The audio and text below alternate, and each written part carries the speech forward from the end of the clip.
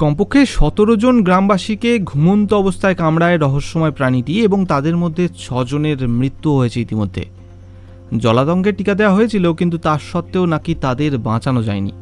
ব্যাপারটা এরকম, সাম্প্রতিক মধ্যপ্রদেশের বারওয়ানি জেলার লিম্বাই গ্রামে গত বেশ কয়েকদিন ধরে গভীর রাতে এক রহস্যময় প্রাণীর আবির্ভাব ঘটছে, যে কিনা গ্রামবাসীদের ঘরে ঢুকে পড়ছে এবং তাদেরকে কামড়াচ্ছে, এবং সম্ভবত গ্রামবাসীরা জেগে ওঠায় ওখান থেকে পালিয়ে যাচ্ছে।